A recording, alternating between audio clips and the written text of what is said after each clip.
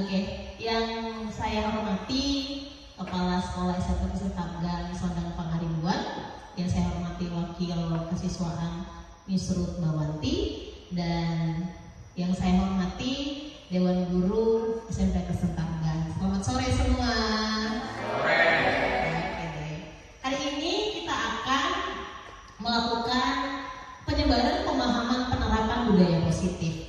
Sebelum kita masuk ke topik ini, izinkan saya membacakan sebuah pantun Bapak Ibu, dan saya minta balasannya tanggapannya dengan Ewa tuh cakep ya? Ewa aja lah, damai-damai. Oke, Ewa ya Bapak Ibu, saya bacakan dulu ya contekannya. Oke. Jalan-jalan ke kota Medan. Jangan lupa beli durian. Mari kita mulai dengan senyuman, pahami budaya positif untuk masa depan. Oke, sebelum kita memulai penyebaran pemahaman ini, kita akan berdoa dulu. Doanya akan dipimpin oleh Pak Eslam. Silakan Pak Eslam. Baiklah Bapak Ibu sekalian, sebelum kita melakukan kegiatan ini, kita berdoa menyerahkan ke depan Tuhan. Kita berdoa, Bapa di sorga, kami ucap syukur kepada Tuhan yang memberikan kami ruang dan waktu ini untuk boleh kami isi dengan hal-hal yang baik, terlebih di dalam diseminasi pemaparan pemahaman budaya positif yang akan kami kerjakan di sekolah ini di SMP Kristen Tanpa Batam. Engkau yang memberkati kegiatan dari awal sampai berakhirnya nanti, terlebih buat teman-teman kami, guru-guru yang akan memaparkannya, Engkau yang memberkati Miss Sophie, Miss Okta, dan juga Miss Flora. Tuhan yang memimpin sehingga kegiatan ini boleh berlangsung dengan baik, dan kami juga boleh menyerap, menerima, dan melaksanakan apa yang menjadi tujuan dan target sekolah ini. Terima kasih Tuhan Yesus, sekali lagi kami serahkan kegiatan ini ke dalam tangan-Mu. Di dalam nama Yesus Kristus kami berdoa. Amin. Terima kasih Pak Esra. Sebelum mungkin kita memulai diskusi hari ini, karena ini sudah sore, kita mulai dengan ice breaking kali Bapak Ibu. Ice breakingnya akan dipandu oleh Miss Okta. Silakan Miss Okta. Bisa Oke Bapak Ibu, selamat sore Bapak Ibu. Selamat sore. Nah, ini berhubung memang sudah sore, kita mau ngecek konsentrasinya, apakah masih tetap konsentrasi. Jadi kita pakai tutup konsentrasi. Mungkin sebagian Bapak Ibu sudah tahu, ya. Kita coba tutupnya dulu kali ya. Jadi kalau saya katakan konsentrasi dimulai. Coba Ibu.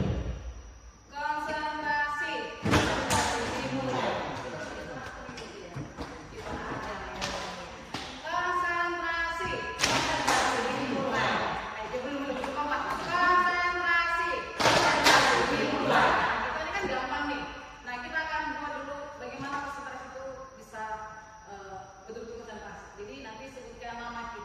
Dan nama teman yang akan dilanjutkan kembali. Contohnya nih, konsentrasi dimulai.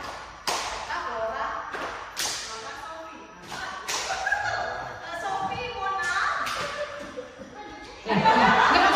Nah, itu contohnya Bapak Ibu. Tapi mohon izin, mungkin kita pakai nama. Kalau mungkin ada Mister atau Missnya mungkin agak kepanjangan. Jadi mungkin mohon izin buat para senior-senior jika disebutkan nama saja, ya. Oke, nanti yang orangnya bisa berulang, ya. Nah, nanti yang tidak konsen akan berdiri, biar nampak memang sampai yang konsentrasi, dan tetap masih ikut, ya. Iya. Tapi udah bisa semua kan Bapak Ibu? Bisa ya? Oke, kita akan mulai ya. Mulai dari saya ya. Saya. Konsentrasi dimulai. Okta, Dewi, Antika. Telat ya.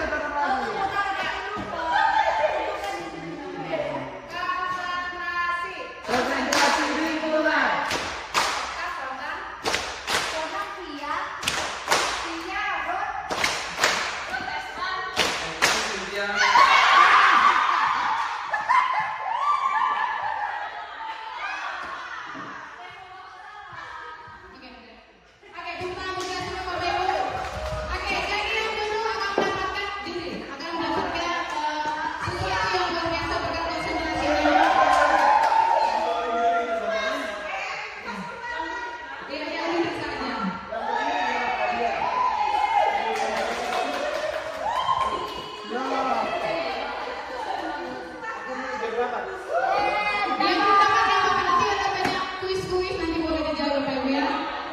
Ada dulu. Oke, thank you. Saya serahkan kepada Miss Sofia.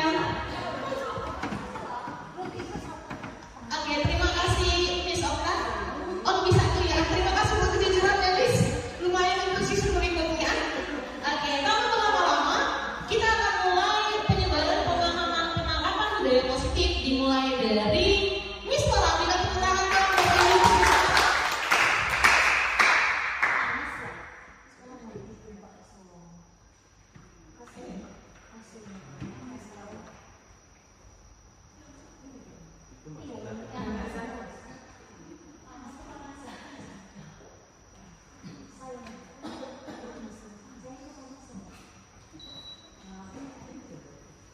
Baiklah Bapak Ibu, untuk sore hari ini ada 7 topik yang akan kami sampaikan. Yang pertama itu adalah perubahan paradigma belajar, kemudian ada disiplin positif, kebutuhan dasar manusia, motivasi perilaku manusia, posisi kontrol restitusi, keyakinan kelas dan segitiga restitusi. Saya akan membawakan topik yang pertama, yaitu mengenai pembelajaran dengan paradigma baru.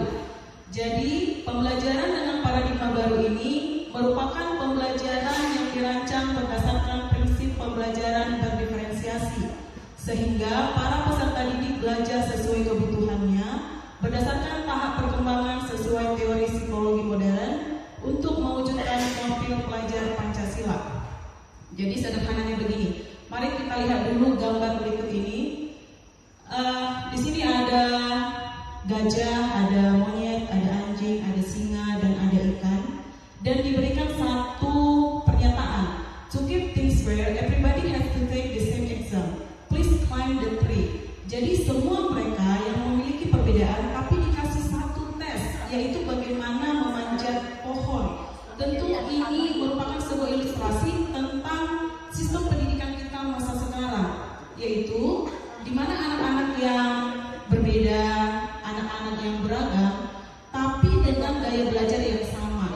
Jadi untuk menyelesaikan permasalahan perbedaan anak didik ini, dibuatlah satu siasat atau satu solusi, yaitu pembelajaran diferensiasi. Jadi pembelajaran diferensiasi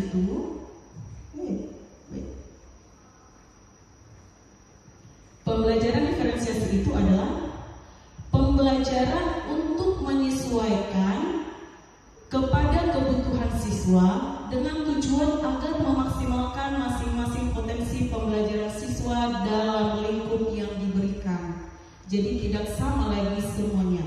Begini, ini adalah siklus proses diferensiasi pembelajaran yang dimulai dengan dari kurikulum, yaitu setiap guru harus tahu dulu mata pelajarannya apa dan dia ada di fase berapa dan tujuan pembelajarannya itu bagaimana. Setelah itu dilakukan asesmen diagnostik. Asesmen diagnostik itu nanti ada 2, ada kognitif dan non kognitif. Kemudian tujuan dari asesmen diagnostik ini adalah untuk mengetahui kesiapan siswa, kemudian bagaimana minat siswa dan juga gaya belajarnya. Nah, setelah kita tahu dari asesmen diagnostik ini, baru kita berangkat untuk membuat konten. Konten itu berupa materi yang akan kita ajarkan dan juga bagaimana cara kita untuk menyampaikan materi itu terlihat dari asesmen diagnostik tadi. Dan juga proses pembelajaran itu berangkat dari asesmen diagnostik itu. Nah, setelah kita lihat kesiapan, minat, dan gaya belajar anak-anak, baru kita tahu konten apa yang harus kita berikan, proses yang bagaimana yang harus kita laksanakan. Setelah ini selesai, barulah kita buat assessment atau produk atau hasil apa yang akan ditargetkan atau dihasilkan oleh anak-anak ini. Dan produknya juga berbeda sesuai dengan kesiapan, minat, dan gaya belajar anak-anak tadi. Setelah itu selesai, setelah asesmen selesai, baru kita lakukan evaluasi. Dan evaluasi ini adalah untuk patokan untuk melakukan putaran berikutnya, rancangan pembelajaran yang berikutnya, kira-kira begitu. Nah, kalau kita berbicara tentang siswa, apa sih itu kesiapan, apa itu minat dan gaya belajar? Kita akan bahas. Nah, aspek kesiapan siswa itu misalnya gini,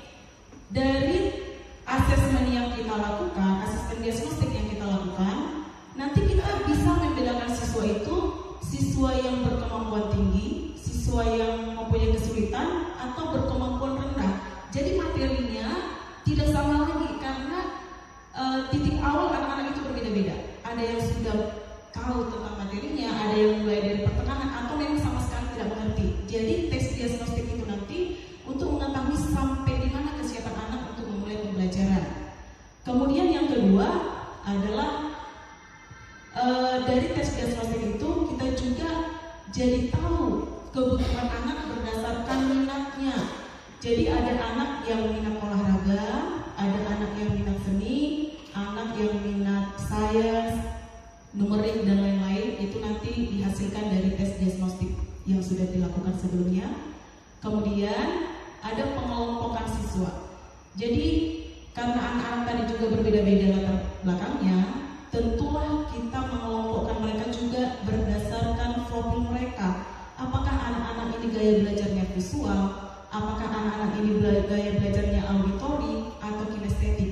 Jadi semua perbedaan itu bisa diterima di dalam kelas. Itulah pengertian dari pembelajaran berdiferensiasi. Kemudian kita masuk ke inilah yang dibedakan ya Bapak Ibu. Komponen yang dibedakan dalam pembelajaran berdiferensiasi itu ada kontennya, ada prosesnya, ada produknya, dan iklim lingkungan belajar. Kalau konten, apa sih pelajaran yang harus kita bedakan untuk anak-anak yang mengalami kesulitan, anak-anak yang sudah mengerti, anak-anak yang sudah expert, itu beda kontennya. Prosesnya juga berbeda untuk anak yang kinestetik, anak yang audio tadi juga berbeda.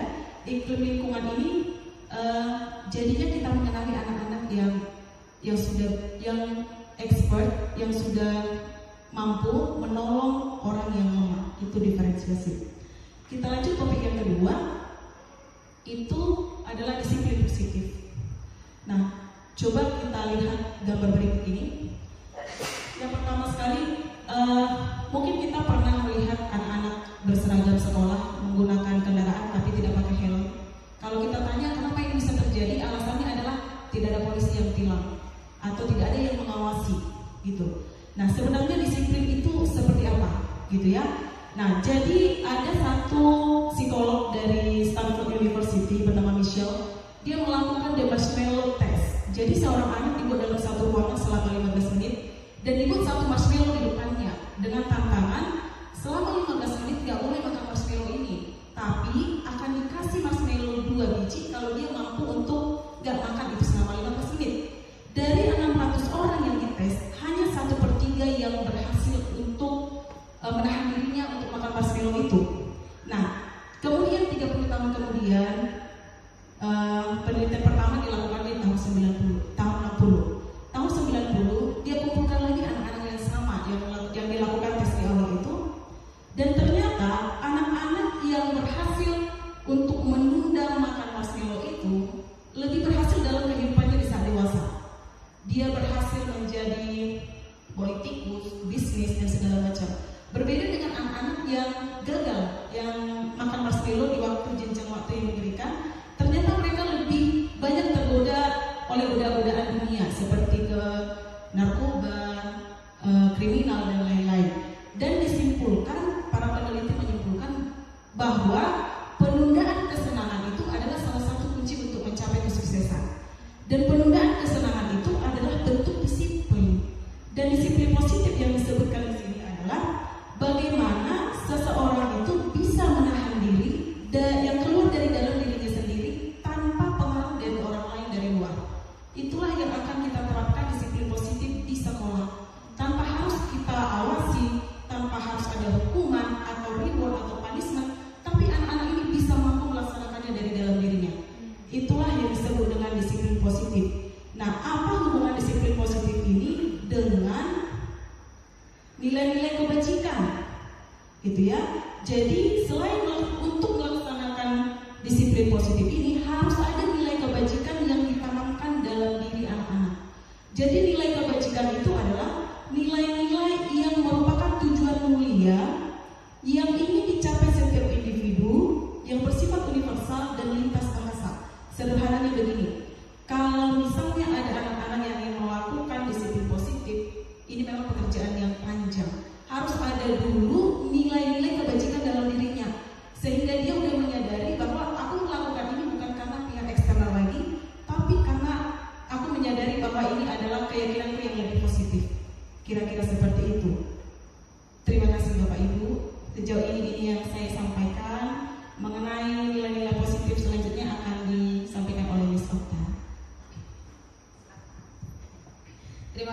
Explora. Baik Bapak Ibu, saya akan menjelaskan tentang yang namanya kebutuhan dasar manusia. Jadi pada dasarnya kita memiliki namanya kebutuhan dasar kita, ya. Kebutuhan dasar manusia adalah segala sesuatu yang kita lakukan untuk mendapatkan apa yang kita inginkan, gitu ya. Dan seluruh tindakan yang kita lakukan itu pasti memiliki tujuan tertentu, dan semua usaha yang terbaik yang kita lakukan adalah dalam rangka kebutuhan dasar kita terpenuhi dengan baik. Nah, jadi ada 5 kebutuhan dasar hidup. Yang pertama adalah bertahan hidup. Ini berkaitan tentang makanan, minuman, tempat tinggal, keamanan dan kesehatan. Yang kedua adalah kasih sayang. Ini berkaitan tentang rasa diterima, dipedulikan, berbagi, kerjasama dan menjadi bagian dalam sebuah kelompok. Yang ketiga itu adalah penguasaan. Ini berkaitan tentang harga diri, keinginan untuk memimpin, berprestasi, diakui dan didengar. Yang keempat, kebebasan. Ini berkaitan tentang rasa mandiri, memiliki pilihan, mencoba hal-hal yang baru dan mampu mengendalikan arah dirinya. Dan yang terakhir itu adalah kesenangan. Ini berkaitan tentang bermain, memiliki rasa humor, antusiasme dan tertawa. Jadi ini adalah 5 ini adalah kebutuhan dasar yang kita miliki, gitu Bapak Ibu. Setiap kita ini memiliki yang 5 ini, gitu ya. Nah, bagaimana ini berkaitan tentang pembelajaran tentang di sekolah. Jadi pastinya anak-anak juga memiliki 5 kebutuhan ini. Jadi kita bisa melihat kira-kira apa sih kebutuhan apa sih anak-anak ini yang diinginkan, gitu ya. Jadi di sini ada sebuah kasus, saya akan bacakan buat kita. Bimo, seorang anak TKB, selalu berlari keluar kelas menuju jalan raya di depan sekolahnya yang ramai dengan kendaraan. Tingkahnya membuat guru, Bu Ani, bingung dan seringkali lari mengejarnya. Ada beberapa kemungkinan jawaban yang diberikan Bimo. Jadi ini ada seorang anak yang kinestetik, gitu ya, yang selalu berlari keluar kelas menuju jalan raya. Nah, ini membuat gurunya itu bingung dan seringkali lari mengejarnya. Nah, jadi nanti ada beberapa jawaban, kemungkinan jawaban yang diberikan Bimo. Dari yang kelima kebutuhan ini Bapak Ibu, coba kita telaah kira-kira kebutuhan apa yang ingin dipenuhi oleh Bimo jika respon Bimo seperti berikut. Jadi nanti ada beberapa respon Bimo, nanti Bapak Ibu coba jawab ya, kira-kira kebutuhan apa. Nanti yang bisa menjawab saya kasih lagi kembali yang ini. Jadi ini mungkin harganya gak seberapa, tetapi ketika dapat 5, pada teman kita gak dapat, itu sebuah kebanggaan ya Bapak Ibu ya. Memang harganya gak seberapa, gitu ya, sebuah prestasi, gitu ya. Oke, jadi kemungkinan jawaban yang pertama itu adalah ini jawaban dari Bimo. Aku senang main kejar-kejaran dengan ibu guru, seru. Nah, kira-kira ini dari 5 kebutuhan tadi, dari yang bertahan hidup, coba saya mundurin Bapak Ibu. Dari yang ini, dari yang kelima ini yang bertahan hidup, kasih sayang, penguasaan, kebebasan, kesenangan. Kira-kira yang tadi itu termasuk kebutuhan dasar apalah yang diinginkan oleh si Bimo? Aku senang main kejar-kejaran dengan ibu guru, seru. Ayo Bapak Ibu, siapa kira? Ini pasti udah tahu jawabannya. Miss Anika lah dulu. Kira-kira ini kebutuhan apa yang diinginkan Bimo, Miss? Kebutuhan yang diinginkan Bimo itu berupa kesenangan. Oke. Karena ada kata senang. Oke. Benar sekali. Tepuk tangan untuk Miss Anika. Ya, kebutuhan yang diharapkan adalah kesenangan. Ya, aku senang main kejar-kejaran dengan ibu guru, seru. Gitu ya Bapak Ibu. Oke. Yang lainnya, ibu kejar aku karena kejar aku karena ibu guru sayang aku. Oh, ini ada kedua kali ya.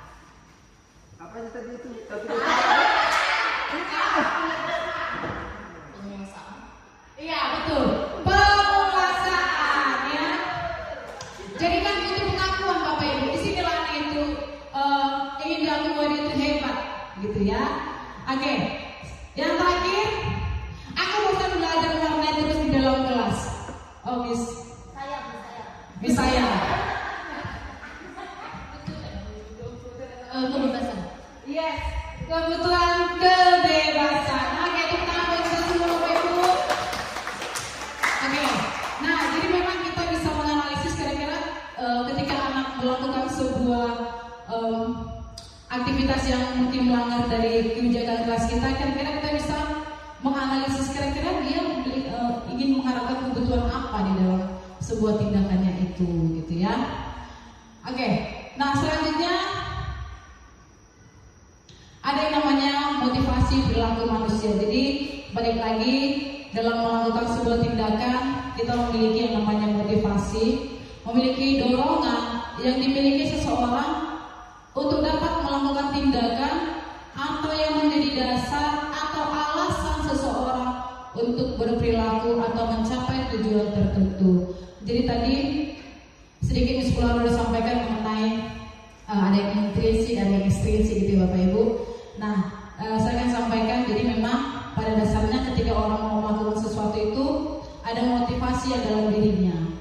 Nah, jadi menurut Gianni Dosen ada 3 motivasi perilaku manusia. Ini diperhatikan ya Bapak Ibu. Siap ini masih ada juga nanti sebuah kasus, ya nanti jangan kita lupa. Yang pertama adalah untuk menghindari ketidaknyamanan hukuman. Jadi yang pertama adalah motivasi seseorang melakukan sesuatu itu. Yang pertama adalah untuk menghindari ketidaknyamanan atau hukuman. Ini adalah tingkat terendah dari motivasi perilaku manusia. Karena memang dia ini tidak mau melakukan, misalnya dia melakukan sebuah hal itu untuk menghindari namanya hukuman, untuk menghindari namanya ketidaknyamanan. Jadi dia melakukannya. Jadi biasanya pertanyaan yang dimiliki dalam seseorang itu adalah, kalau aku melakukan ini, kira-kira hukuman apa yang aku dapatkan, gitu ya. Itulah yang membuat pertanyaan dari seseorang inilah. Jadi dia melakukan sebuah perilaku, melakukan sesuatu itu karena ada hukuman, gitu ya, untuk menghindari hukuman tersebut. Dan ini adalah motivasi perilaku manusia ekstrinsik, karena dari luar. Jadi mempengaruhi dia itu berbuat baik itu adalah supaya tidak dihukum, ya. Dan ini tadi adalah motivasi terendah, gitu Bapak Ibu. Nah, selanjutnya adalah motivasi perilaku manusia yang kedua, untuk mendapatkan imbalan atau penghargaan dari orang lain. Jadi kita melakukan sebuah perilaku yang baik itu ya untuk mendapatkan penghargaan, untuk mendapatkan sebuah imbalan, bahkan kadang untuk mendapatkan pujian dari orang lain, ya, supaya mendapat, ya banyak lah ya, anak-anak sekarang pada banyak gitu Bapak Ibu, asal disuruh ya dojo poin gitu ya. Ternyata ini tidak masalah nih di bawah, ini di atasnya yang pertama gitu ya, istilahnya ini standar gitu ya. Walaupun memang ini juga adalah perilaku manusia ekstrinsik dari luar, dia membuat sebuah kebaikan itu, melakukan sebuah kebaikan itu karena ada motivasi dari luar, gitu ya. Oke, yang tertinggi yang paling atas itu adalah motivasi intrinsik, untuk menjadi orang yang mereka inginkan dan menghargai diri sendiri dengan nilai-nilai yang mereka percaya. Ya, jadi mereka ini sadar ketika dia melakukan itu, kira-kira apa yang terbaik yang dapat dia dapatkan, akan menjadi orang yang seperti apa dia ketika dia melakukan hal tersebut, gitu ya Bapak Ibu. Dan ini mereka ketika mereka sudah memiliki yang namanya motivasi intrinsik ini, mereka sudah tahu nilai-nilai kebajikan apa yang mereka dapatkan. Jadi seperti kata Miss Flora tadi, ini lama, gak bisa kita langsung menumpang, atau misalnya kita buat orang itu sekarang nilai-nilai kebajikannya besok langsung berproses, gak bisa gitu Bapak Ibu. Memang kita mengharapkan anak-anak itu untuk melakukan sebuah kebaikan itu, kebajikan itu, biarlah semua itu yang berasal dalam dirinya, sehingga nanti anak-anak itu sadar betul dia mau melakukan sesuatu itu sebenarnya untuk siapa? Apakah memang untuk menghindari hukuman, atau menghindari ketidaknyamanan, atau ingin mendapatkan pujian dari orang lain, atau dia tahu bahwa itu bermanfaat bagi dirinya sendiri. Dan memang ketika anak-anak melakukan, wajar Bapak Ibu jika anak-anak melakukan kesalahan. Dan mungkin kita sering menemukan anak-anak melakukan kesalahan. Jadi biasanya kan kita ada yang memberikan hukuman, ada memberikan namanya konsekuensi, gitu ya. Dan untuk disiplin positif ini kita itu biasanya ada 3. Ya, ada hukuman, ada yang namanya restitusi, gitu ya. Saya akan mencoba menjabarkan satu persatu. Sabar ya Bapak Ibu, setelah ini yang kuisnya itu ya. Jadi mau tetap lagi perhatikan. Yang pertama adalah hukuman. Hukuman ini tidak terencana, tiba-tiba. Murid tidak tahu apa yang akan terjadi dan tidak dilibatkan. Bersifat satu arah dan berupa hukuman fisik dan psikis. Mungkin dulu kita masih menerapkan inilah. Kalau misalnya dia ngerjain PR, udah langsung ke surah aja, langsung dah, kamu langsung ke belakang. Kita nggak tanya dia itu kenapa nggak ngerjain, atau mungkin dia pun kadang nggak paham kenapa ke belakang, kadang kayak gitu ya. Nah, itu adalah bersifat satu arah. Kita tidak melibatkan itu karena dari kita aja. Oh, nggak ngerjain PR di belakang aja, gitu ya. Tidak ada diskusi kepada anak-anak. Oke, selanjutnya adalah konsekuensi. Dia ini terencana, disepakati sesuai peraturan, sesuai keinginan kelas yang telah kita sepakati dengan anak-anak. Tetapi ini membuat murid tidak nyaman dan sikap guru selalu memonitor murid. Tetapi ini lebih baik daripada hukuman, gitu Bapak Ibu, karena kita di sini melibatkan anak-anak juga ketika melakukan yang namanya kesepakatan kelas. Walaupun anak-anak di sini masih terpaksa untuk menjalankan konsekuensi itu. Yang terakhir adalah restitusi. Ini adalah proses menciptakan kondisi bagi murid untuk memperbaiki kesalahannya. Ya. Dan ini adalah proses kolaboratif yang mengajarkan murid untuk mencari solusi sendiri. Jadi memang pada dasarnya kita akan tanya kepada mereka, kira-kira dan nanti mereka itu yang akan menyadari aku salah, gitu ya. Dan kira-kira apa yang harus kamu lakukan untuk menebus kesalahan kamu? Mereka akan mencari solusinya, ya Bapak Ibu. Nanti kita akan lihat penerapan restitusi ini, ya. Nanti akan disampaikan oleh rekan saya yang lain. Nah, baiklah, itu adalah mengenai hukuman, konsekuensi dan restitusi. Kita akan lihat perbedaannya dari contoh berikut. Nah, ada sebuah contoh nih. Siswa sering tidak mengerjakan PR. Nah, kalau ini dalam bentuk hukuman, guru menghukum murid dengan berdiri 10 menit di depan kelas, berdiri atau berdiri di luar kelas selama jam pelajaran. Ya, itu adalah hukuman. Nah, konsekuensi ini guru memberikan konsekuensi untuk menulis PR sebanyak 3 kali. Nah, restitusinya, guru menanyakan keinginan kelas dan membantu siswa menyelesaikan masalah. Guru terbuka dan murid menghormati dirinya dan orang lain. Nah, dari kasus ini kita bisa lihat perbedaan hukuman, konsekuensi, dan restitusi. Nah, hukuman itu sama sekali tidak berkaitan dengan kasus dia, ya Bapak Ibu. Nah, sedangkan yang konsekuensi ini masih berkaitan karena dia menulis PR walaupun sebanyak 3 kali.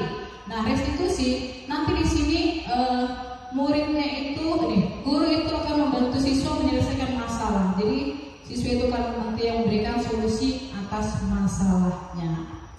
Oke. Nah, di sini ada 3 pertanyaan. Apakah ini sebuah hukuman atau sebuah konsekuensi? Ya, tadi sebelumnya Bapak udah paham ya apa itu hukuman, konsekuensi, dan restitusi. Ini juga nanti akan mendapatkan juga sesuatu yang kuning-kuning itu, yang berkilau itu ya Bapak Ibu. Oke, kita mulai yang pertama. Murid diminta untuk push up 15 kali karena tidak menggunakan masker di sekolah. Kira-kira, dari belakang dulu Pak ya. Kira-kira hukuman atau konsekuensi? Apa Pak? Iya betul, hukuman ya. Karena tidak ada kaitan push up dengan tidak menggunakan masker di sekolah. Oke.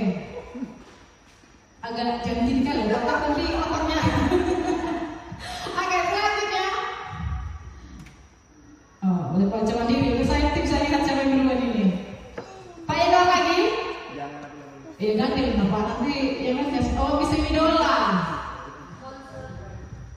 Konsekuensi. Oke, konsekuensi ya.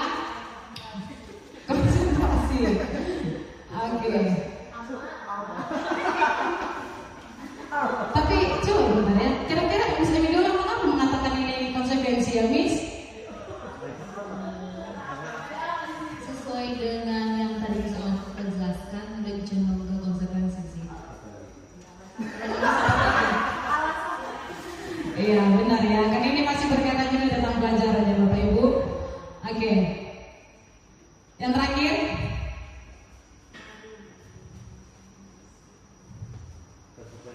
Miss saya.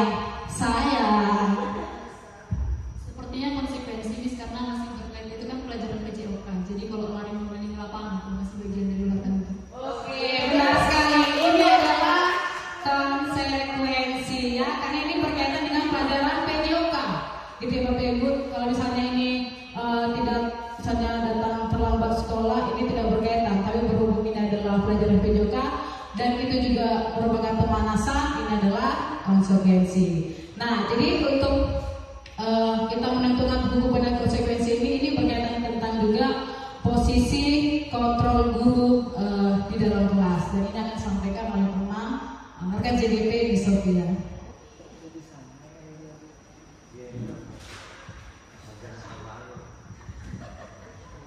Oke Bapak Ibu, selanjutnya saya akan mempresentasikan bagaimana posisi kontrol guru. Ada 5 posisi kontrol guru. Ini ada yang pertama, penghukum, pembuat rasa bersalah, teman, pemantau, manajer. Menurut Bapak Ibu, posisi kontrol guru apakah yang efektif, yang optimal, yang memang sebaiknya kita lakukan? Oke, silahkan Miss Emidola. Kira-kira apa? Menurut saya adalah pembuat rasa bersalah. Oh, membuat rasa bersalah. Oke, yang lain, Bapak Ibu yang lain mungkin, ya silakan Miss Ruth. Manajer. Sangat lembut ya. Oke, manajer yang lain, Bapak Ibu mungkin ada pandangan lain. Oke, silakan Miss Rosma. Pemantau. Oke, yang lain ada mungkin yang lain, Bapak Ibu. Tak satu pun. Oh, tak satu pun. Oke, Pak yang berbilang tak satu pun. Oke, nanti. Kecuali di sana dia. Oke, itu beda ceritanya. Itu beda cerita. Oke, hal ini akan kita jawab setelah saya berikan penjelasan. Maka saya akan berikan pertanyaan kembali. Sebenarnya peran atau posisi kontrol guru apakah yang optimal atau yang seharusnya kita lakukan pada siswa? Yang pertama, contoh, kita lihatnya dari contoh aja ya Bapak Ibu ya. Yang pertama ada kasus siswa tidak memakai atribut lengkap saat upacara bendera. Tindakan penghukum akan mengatakan, sana lari keliling lapangan 5 kali. Orang yang penghukum itu pasti harus lebih, biasanya lebih galak ya. Orang penghukum itu harus lebih galak karena kenapa? Supaya orang yang dihukum takut, ada rasa takut. Tapi hasilnya dari penghukum ini apa? Murid jadi agresif.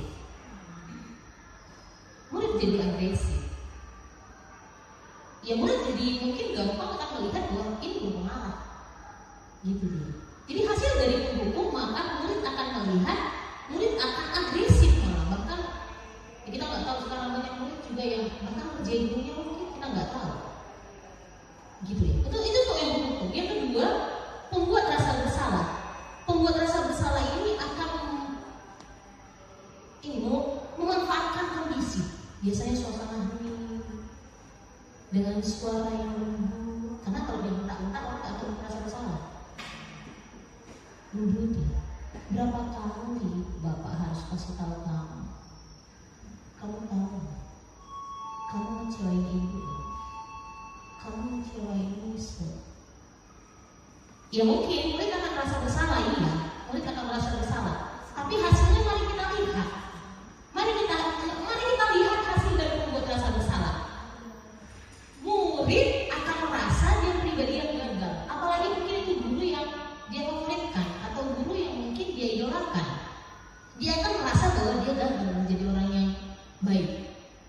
Dia mungkin merasa, kok bisa ya kayak gini. Bahkan bisa merasa rendah diri karena efek yang dia terima selama ini, yaitu membuat rasa bersalah. Gitu. Malah ini sebenarnya hasilnya lebih parah dari penghukum. Kalau penghukum anaknya muridnya ekspresif, masih agresif dia mengekspresikan kemarahannya. Tapi kalau membuat rasa bersalah, dia pendam. Tapi sekali meletus, kita nggak tahu apa yang dilakukan. Bisa jadi dia menyakiti diri sendiri. Karena selama ini dia pendam. Ini pembuat rasa bersalah. Gitu loh. Terus ada lagi posisi kontrol guru. Sebentar Bapak Ibu. Hup. Oke. Oke. Teman. Kalau teman biasanya kita akan menganggap anak itu memposisikan anak itu sebagai bestinya kita. Kata gitu. Ayo dong, ikuti aturan sekolah dong. Nah, ini biasanya gurunya akan lebih smile, lebih ramah, makanya teman. Tolong bantu Bapak sekali punya. Udahlah nggak apa-apa. Tapi lain kali nggak boleh gini loh. Gitu. Hasilnya ya akan ada hubungan positif memang antara guru sama murid. Itu dampak yang positif. Tapi dampak negatifnya apa? Anak akan pilih-pilih guru. Anak akan compare guru. Dia akan menganggap guru yang A jahat, guru yang B tidak jahat. Itu yang pertama. Mungkin yang kedepannya anak tidak akan mengerti mungkin kesalahannya apa. Karena mungkin selama ini banyak pengakuan dari gurunya. Dia nggak mengerti posisinya bagaimana. Gitu. Teman ini memang dampak positifnya ada hubungan yang baik antara siswa sama guru, tapi akan ada compare antara guru satu dengan yang lain. Dan dia juga cara pandangnya akan berbeda lihat gurunya. Kok guru A ini berbeda, guru B ini berbeda gitu. Atau lama-lama dia akan menyepelekan bahkan. Bisa jadi karena hubungan itu. Dan pada saat mungkin guru yang dia anggap teman ini menerapkan konsekuensi, dia akan menganggap guru ini jahat. Berubah jadi posisinya. Jadi gurunya jahat menurut dia. Itu kalau teman. Kalau dia pemantau, kalau pemantau ini biasanya lebih seperti ini. Kamu sudah melanggar peraturan sekolah. Kamu tahu konsekuensinya. Setelah upacara kamu lihat ribetnya ke koperasi dan jangan diulang lagi. Murid ngerti memang dia melakukan kesalahan, tapi masih ada rasa takut. Kalau guru udah mengatakan kayak itu, nggak mungkin murid nggak takut. Gitu loh. Terus guru langsung kasih tahu konsekuensinya. Pemantau ini bagus nggak? Ya menurut saya bagus, nggak ada yang salah dengan pemantau. Sering kok kita memposisikan diri dengan pemantau, gitu. Ya hasilnya, tapi hasilnya gini. Anak itu tidak diajak untuk mengerti apa konsekuensinya. Konsekuensi langsung berasal dari si guru. Kesalahan, konsekuensi atas kesalahan itu hanya berasal dari guru. Murid tidak mengerti kenapa dia harus melakukan itu. Tapi beda kalau manajer. Kalau manajer, dia akan kembalikan pola pikir anak ke kesepakatan kelas atau keyakinan kelas yang sudah disepakati. Jadi anak dibimbing oleh guru untuk mempertanggungjawabkan kesalahannya. Gitu loh. Jadi anak akan lebih mengerti bahwa dia melakukan konsekuensi itu bukan karena paksaan, tapi memang karena tanggung jawab dia untuk memperbaiki kesalahan yang dilakukan. Seperti itu dia. Jadi kalau manajer biasanya, apa kamu tahu kesalahan kamu? Dia akan, kadang anak gak ngerti salahnya apa Bapak Ibu. Kadang anak gak peka salahnya apa.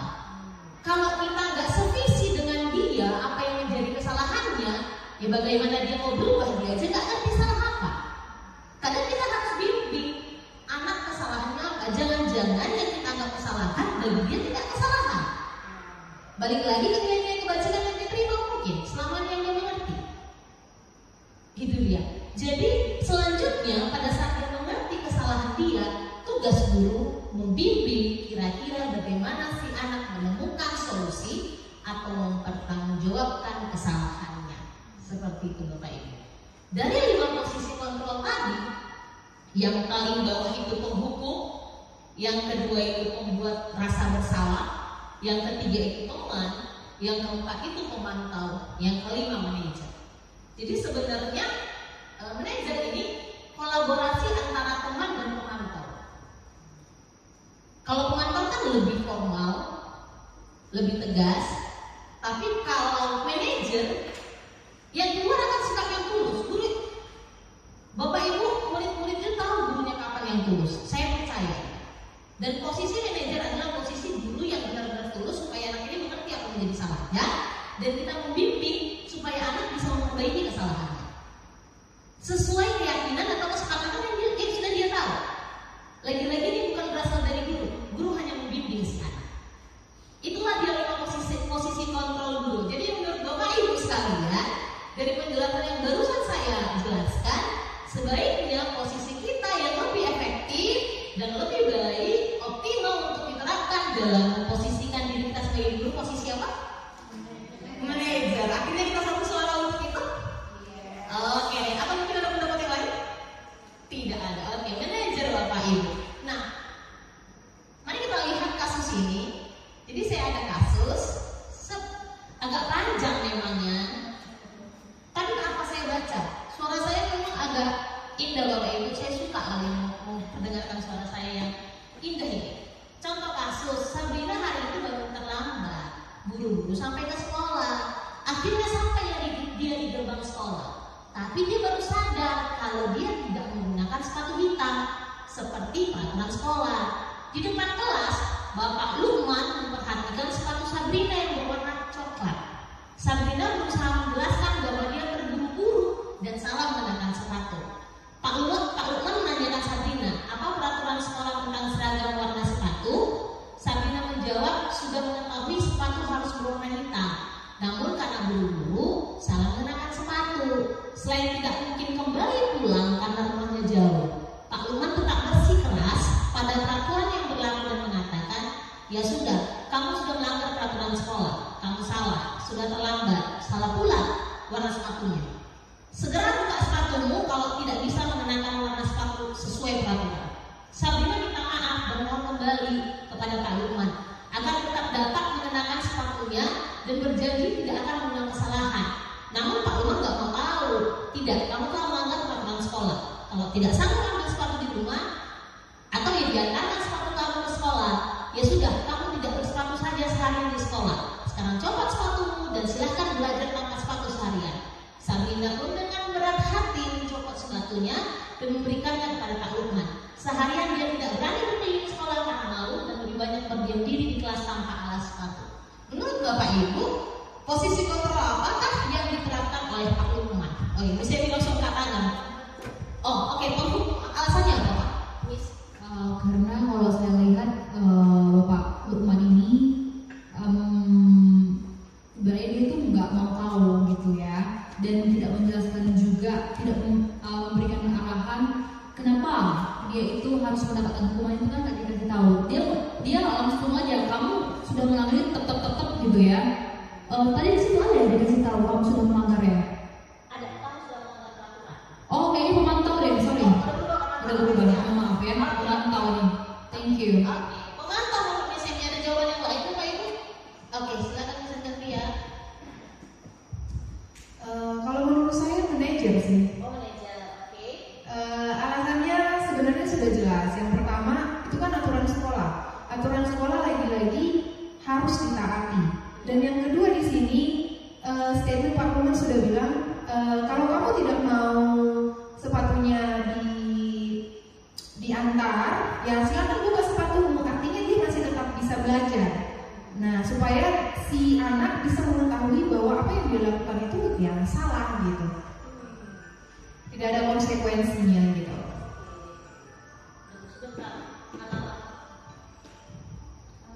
Alarm sebentar ya Bapak Ibu, ada memang iya, ini alarm Ibu Okta. Oke deh. Oke, ada yang lain Bapak Ibu jawabannya? Ya silakan Pak Eston. Kalau saya sih lebih memilih Pak Lukman ini seorang pembuat rasa bersalah. Dan pembuat rasa bersalah karena dia tidak ada tidak ada pemakluman atau segala macam. Jadi intinya Sabrina dia jadi merasa bersalah, tidak berani keluar apa-apa karena berbeda di sini dengan sepatunya dicopot. Itu rasa bersalah yang mendalam dalam diri Sabrina. Itu pendapat saya. Terima kasih Pak Esron. Adakah pendapat lain? Oke deh. Untuk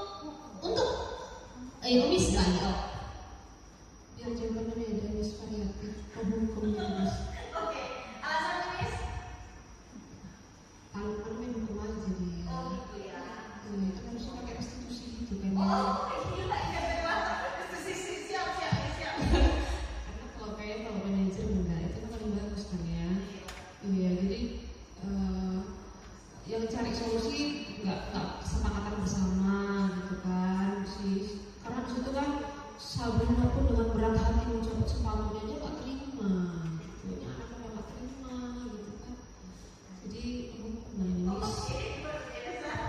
Berarti cuma satu posisi yang nggak terwakil dari Pak Lukman, yaitu bestie, teman. Oke. Untuk jawaban mutlaknya sebenarnya tidak ada jawaban yang mutlak Bapak Ibu. Penghukum juga boleh, untuk pemantau juga boleh, tapi mungkin ini tidak akan mencerminkan posisi kontrol yang manajer. Karena bagaimana? Balik lagi, peran manajer adalah membimbing anak untuk mengetahui solusi dari kesalahan yang dilakukan. Pak Lukman tidak ada kegiatan membimbing, dia yang kasih pilihan untuk semua konsekuensi yang akan diterima oleh Sabrina. Dan Sabrina wajib melaksanakan konsekuensi yang dilakukan oleh Pak Lukman. Seperti itu dia. Hal ini sudah pasti bukan posisi dari manajer. Gitu. Kalau penghukum boleh, untuk yang pemantau juga boleh, gitu Bapak Ibu. Jadi untuk kasus ini tidak ada jawaban yang konkret atau yang pasti harus seperti ini, tidak. Tapi yang pastinya posisi Pak Lukman tidak mungkin menjadi manajer. Karena balik lagi, manajer akan membimbing anak untuk mengetahui solusi atas kesalahan yang dilakukan. Tentunya ada bimbingan dulu, bukan jadi anak mengatakan solusi langsung ya semua. Ada bimbingan dari tetap guru yang membimbing, tapi murid akan mengerti bahwa oh iya, ini konsekuensi dan tindakanku karena dia yang memberikan solusinya. Tidak akan ada lagi paksaan. Seperti kalau Sabrina kan wajib. Tengok responnya Sabrina kan berat hati mencopot sepatunya, berat hati. Anak yang gurunya menerapkan posisi kontrol manajer, hasilnya tidak akan seperti ini. Seperti itu Bapak Ibu. Nah, untuk menerapkan posisi kontrol manajer itu pentingnya adanya keyakinan kelas, atau mungkin kita sering dengar atau kita terapkan itu kesepakatan kelas. Mengapa keyakinan kelas atau kesepakatan kelas bukan peraturan kelas? Bapak Ibu ada yang mau menjawab? Mengapa keyakinan kelas bukan peraturan kelas? Oh iya, Miss Emi. Ini dapat terus Miss Emi, saya bawa dulu hadiahnya terus. Oke, jadi mengapa keyakinan kelas bukan peraturan kelas? Karena kalau kita buat keyakinan kelas itu ada kesepakatan dalamnya antara kita guru dengan anak-anak. Gimana nih enaknya gitu ya? Jadi benar-benar kita diskusi bersama anak itu untuk mengambil sebuah kesepakatan kelas supaya teratur kelas kita itu. Sedangkan kalau peraturan itu satu arah aja dari kita, dan itu belum tentu dinikmati sama anak-anak, dan itu bisa menjadi satu beban sehingga anak pun jadinya tidak menikmati pembelajaran kita. Terima kasih Sophie. Tepuk tangan untuk bisa Bapak Ibu sangat rangkum untuk ini semua. Saya rasa kita sudah dapat semua. Ini sudah dapat hadiahnya. Saya akan bawa ini terus Miss. Siapa tahu Miss Emi tetap jawab, saya standby kan Miss. Jadi mengapa keyakinan kelas bukan peraturan kelas? Benar banget kata Miss Emi. Kenapa kesepakatan? Kenapa keyakinan? Pada saat hal ini diyakini bersama-sama, maka pada saat melakukannya tidak ada lagi keterpaksaan. Karena merupakan keyakinan bersama. Tapi pada saat itu peraturan, maka itu akan berasal dari guru saja, sepihak. Murid wajib untuk melakukannya. Padahal tidak ada kesepakatan sebelumnya untuk melakukan itu. Jadi sangat penting bagi kita untuk melakukan kesepakatan atau keyakinan kelas, dan saya yakin kita juga sudah menerapkan ini. Tapi kita akan ulas kembali apa sih ciri-ciri keyakinan kelas ini? Keyakinan kelas bersifat abstrak, berupa pernyataan universal, dibuat dalam pernyataan positif, sedikit saja agar mudah diingat, sesuai dengan kondisi kelas. Semua warga sekolah atau warga kelas dilibatkan saat membuat keyakinan kelas. Bagaimana pertama kali dalam langkah-langkah untuk membuat keyakinan kelas? Kita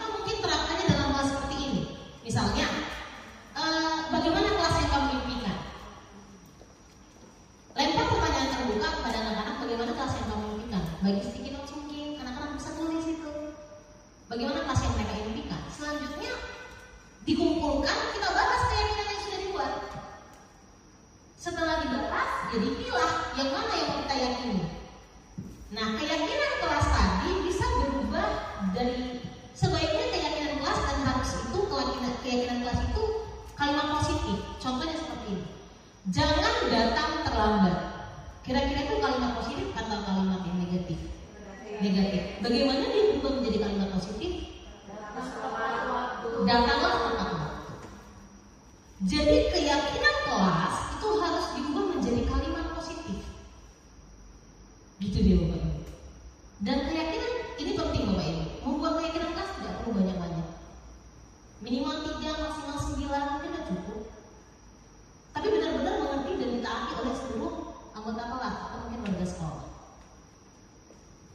Oke Bapak Ibu, sekian tentang keyakinan kelas. Kita akan lanjutkan ke dalam apa sih guna keyakinan kelas nanti Bapak Ibu. Keyakinan kelas ini slide terakhir Bapak Ibu izin.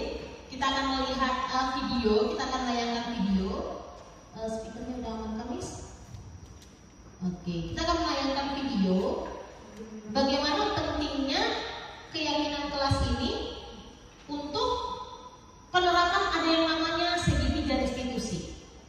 Segitiga restitusi. Sebentar ya Bapak Ibu. Ini dia, ada cuplikannya. Apakah kedengaran kira-kira Miss? Pak Ismail boleh dibantu pakai speaker yang ini Pak? Boleh Pak? Atau speaker Bluetooth ya? Pakai mikrofon. Karena suara artisnya agak berdua ini Bapak Ibu. Sebentar ya. Oh iya, iya.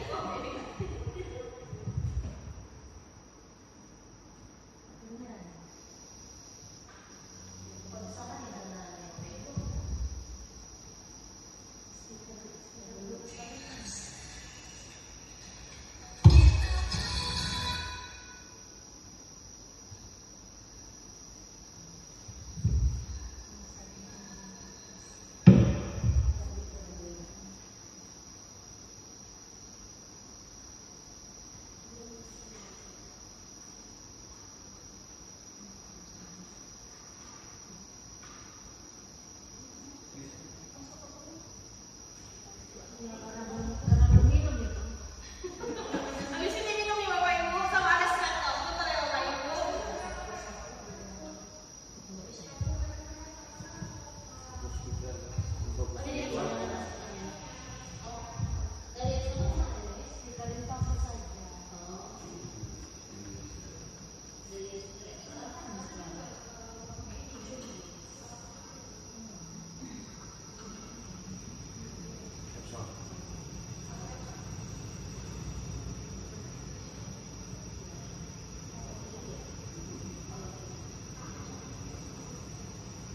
Bersama dan beliau mengatakan kalau kamu telah jaga. Halo Satria, bagaimana pelajaran kalimat? Jadi ada yang berbicara dengan semua dan beliau mengatakan kalau kamu telah lagi berhasil masuk ke kelasnya, ada kenapa?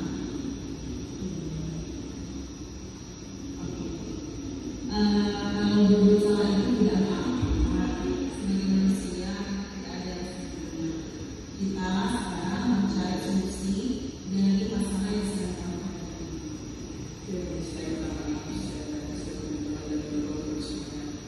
Saya terus akan melakukan masalah yang masuk, tapi saya ingin kesimpulan kalau saya ada.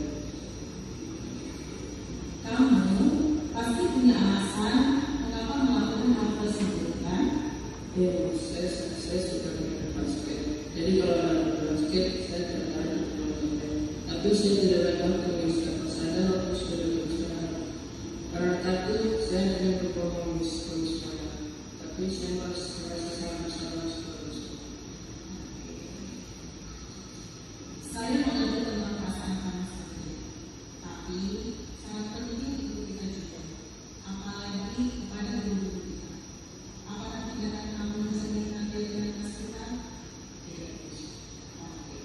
Keyakinan apa yang belum kamu tunjukkan sesuai keyakinan kita? Masuk kelas, tapi dan selalu berkata. Apakah kamu mau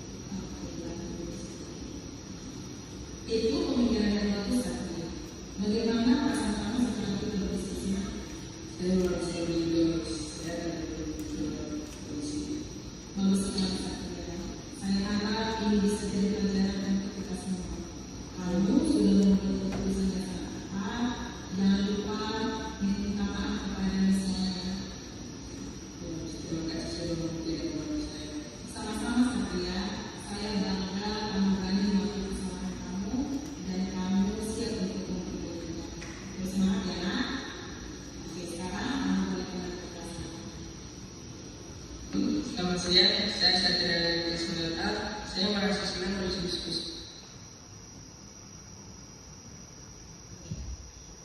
Oke Bapak Ibu, itu salah satu posisi kontrol guru manajer pada saat diterapkan bagi anak.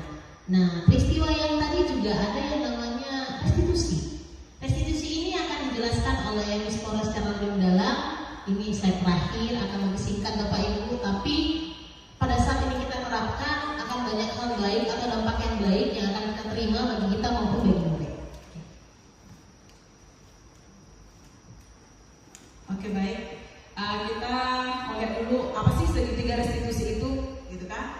Nah, jadi segitiga restitusi itu adalah proses menciptakan kondisi bagi murid untuk memperbaiki kesalahannya sehingga karakter mereka lebih kuat ketika kembali pada kelompoknya. Jadi sederhananya, di saat anak ini sudah melakukan kesalahan dan kita sebagai guru tidak menghakiminya, tapi memberikan penjelasan bagaimana mencari solusinya, kira-kira begitu. Segitiga restitusi ini ada 3 sisi. Yang pertama adalah menstabilkan identitas. Menstabilkan identitas ini adalah berdasarkan prinsip bahwa membuat kesalahan adalah bagian dari proses pembelajaran. Nah, ini di saat anak-anak sudah melakukan kesalahan, ada beberapa pernyataan yang bisa kita kasihkan anak. Misalnya, berbuat salah itu wajar, tidak ada manusia yang sempurna. Kemudian, ibu bapak juga pernah melakukan hal yang sama kok. Atau ibu bapak tidak mau mencari siapa yang salah, tapi ibu ingin mencari solusi dari permasalahan ini. Kamu berhak kok merasa begitu. Jadi dengan memberikan pernyataan ini, anak-anak merasa tidak dihakimi, seperti itu. Yang kedua, sisi yang kedua adalah validasi tindakan yang salah. Memvalidasi tindakan ini prinsipnya adalah bahwa setiap perilaku berupaya memenuhi suatu kebutuhan tertentu. Jadi kita tanya apa alasannya melakukan kesalahan itu, tentu punya alasannya. Ada beberapa pertanyaan yang bisa kita tanyakan ke anak-anak. Kamu pasti punya alasan mengapa melakukan hal itu. Kemudian, padahal kamu bisa melakukan yang lebih buruk dari ini. Baru kamu patut bangga karena telah melindungi sesuatu yang penting buatmu. Kemudian, kamu melakukannya karena mempertahankan sesuatu yang penting bagimu. Dan sisi yang ketiga adalah menanyakan keyakinan. Prinsip menanyakan keyakinan ini adalah teori kontrol bahwa pada dasarnya kita termotivasi secara intrinsik. Dan ada beberapa pernyataan yang bisa kita tanyakan kepada anak-anak. Apa keyakinan kelas kita? Nilai-nilai apa yang telah disepakati bersama? Atau seperti apa gambaran sebuah kelas yang ideal menurut kamu? Atau kamu ingin menjadi orang seperti apa? Dengan menanyakan hal-hal ini kepada anak-anak, nanti setelah dia merasa kalau anak-anak itu membuat kesalahan, artinya dia gagal untuk memvalidasi dirinya ya. Nah, setelah kita tanyakan keyakinan, kemudian kita lakukan segitiga restitusi ini, anak-anak menyadari kesalahannya dan dari dalam dirinya sendiri nanti akan timbul kesadaran sendiri, bukan lagi kontrol dari luar yang ingin memberikan hukuman atau segala macam. Kira-kira begitu Bapak Ibu.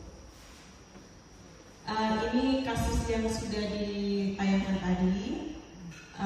Seorang satria terlambat 15 menit ke kelasnya Miss Mona. Kemudian ditanya dia kenapa terlambat masuk, dia sakit perut dan dari toilet. Satria berbohong, ternyata Satria baru nonton kelas lain yang sedang bermain basket di lapangan. Setelah pulang sekolah, baru guru memutuskan untuk berbicara dengan Satria untuk mengklarifikasi laporan dari Miss Mona. Kira-kira seperti itu Bapak Ibu untuk melaksanakan segitiga restitusi. Terima kasih, saya kembalikan ke Miss Sofia. Oke Bapak Ibu, sekian presentasi dari kami. Tapi penting untuk segitiga restitusi saya tambahin mungkin, apakah segitiga restitusi ini berlaku untuk setiap kesalahan? Tidak ya Bapak Ibu. Ada pelanggaran-pelanggaran berat yang tentunya tidak ada. Iya, masa dibilang tidak manusia yang sempurna padahal udah bolos dia seminggu, kan udah gak cocok Bapak Ibu ya. Jadi segitiga restitusi ini juga melihat kasusnya ya Bapak Ibu untuk menerapkan segitiga restitusi ini. Oke, sekian presentasi dari kami. Mungkin tadi sudah ada pantun pembuka, saya akan berikan pantun penutup. Ini saya hafal karena ini pantun andalan saya. Sekian presentasi dari kami. Apabila ada tanggapan atau pertanyaan, kami akan berikan jawaban. Karena kami di sini untuk presentasi, bukan mengisi hati yang sunyi, Bapak Ibu. Terima kasih Bapak Ibu. Selamat sore semuanya. Oh iya, Bapak Ibu silakan kita akan menyediakan kopi, teh, dan snack. Silakan menikmati. Terima kasih partisipasinya. Oke, sekalian karena kita mau gabung juga, kita akan pulang. Mari kita berdoa. Terima kasih Tuhan untuk setiap kebaikan Tuhan dalam kehidupan kami, khususnya untuk hari ini kami sudah menyelesaikan aktivitas kami dan sekarang kami akan pulang ke rumah kami masing-masing. Mari kiranya Tuhan memberkati kami, memberkati perjalanan kami, sehingga kami bisa sampai ke rumah, bahkan besok kembali ke sekolah dengan keadaan sehat tanpa kurang suatu apapun. Terima kasih Tuhan, pujilah Engkau sekarang sampai selama-lamanya. Haleluya, amin. Teacher, tabel, let's go. Teacher, tabel, let's go.